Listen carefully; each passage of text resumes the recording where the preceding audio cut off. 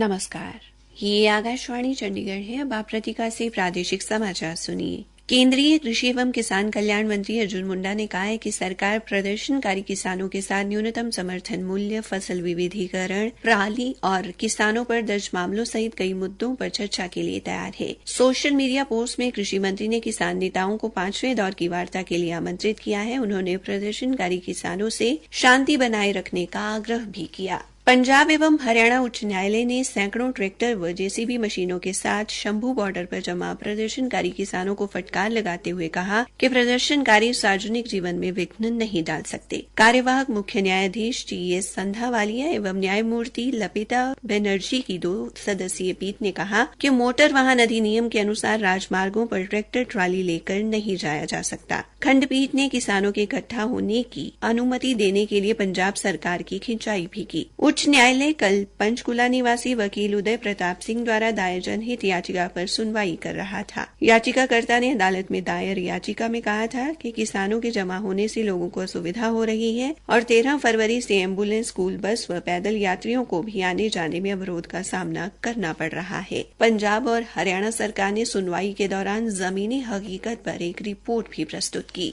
हरियाणा से भारतीय जनता पार्टी के पूर्व प्रदेशाध्यक्ष सुभाष बराला कल हरियाणा से राज्यसभा के लिए निर्विरोध चुने गए। अधिकारियों ने कहा कि कोई अन्य उम्मीदवार मैदान में नहीं था। बीजेपी ने हाल ही में मुख्यमंत्री मनोहर लाल के करीबी विश्वास पात्र माने जाने वाले श्री बराला को राज्यसभा सीट के लिए अपना उम्मीदवार घोषित किया था। हरियाणा से केवल 1 सीट खाली हुई थी। उल्लेखनीय है कि 2 अप्रैल को निवर्तमान और बीजेपी के राज्यसभा सदस्य लेफ्टिनेंट जनरल सेवानिवृत्त डीपी वत्स का 6 साल का कार्यकाल समाप्त हो जाएगा। उपराष्ट्रपति जगदीप धनखड़ ने कहा है कि भारत विश्व की तीसरी सबसे बड़ी अर्थव्यवस्था बनने की दिशा में तेजी से आगे बढ़ रहा है और युवाओं को सफलता की संकीर्ण परिभाषाओं के बंधनों से मुक्त होकर अवसरों के विशाल परिदृश्य का लाभ उठाना चाहिए। कल नई दिल्ली में इंदिरा गांधी राष्ट्रीय मुक्त विश्वविद्यालय इग्नू के 37वें दीक्षांत समारोह को संबोधित करते हुए श्री धनखड़ ने छात्रों से कहा कि उन्हें प्रतिस्पर्धा तंत्र में भटकने की बजाय अपनी योग्यता के अनुसार बड़े पैमाने पर उपलब्ध अवसरों को हासिल करना चाहिए। उन्होंने ये भी कहा कि जो छात्र उपाधि प्राप्त कर रहे हैं वे सौभाग्यशाली हैं कि वे अमृत काल में व्यस्त हो रहे हैं, जब हर प्रकार की उम्मीदें और संभावनाएं उपस्थित हैं। श्री धनखड़ ने कहा कि भारत की दक्षता को अब वैश्विक शक्तियां भी पहचानने लगी हैं और ये ऐसा देश है जो इस बात को निर्धारित कर रहा है कि मानव संसाधन की क्षमता का किस तरह से उपयोग किया जा सकता है।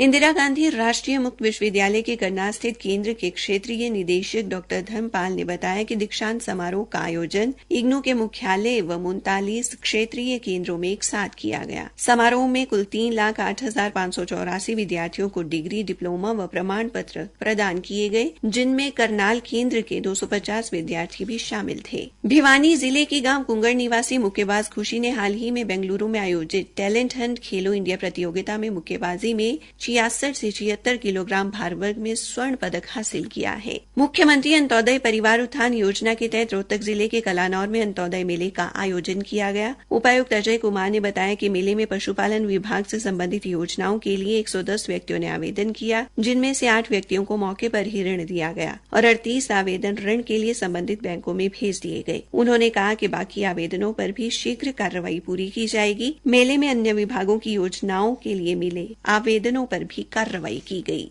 हरियाणा में अटल भूजल योजना में अब तक लक्षित ग्राम पंचायतों में 1669 रेनगेज, 1000 पीजोमीटर और 2000 वाटर फ्लो मीटर लगाने के साथ साथ 2 जल गुणवत्ता प्रयोगशालाओं का निर्माण किया गया है। हरियाणा की जल संसाधन प्राधिकरण की अध्यक्ष श्रीमती केशनी आनंद अरोड़ा ने जल संरक्षण के लिए किए गए प्रयासों के बारे में बताते हुए कहा कि किसानों को जागरूक कर कम सिंचाई वाली फसलों को अपनाने के लिए फसल विविधीकरण पर जोर दिया जा रहा है। इसी के साथ ये समाचार बुलेटिन समाप्त हुआ।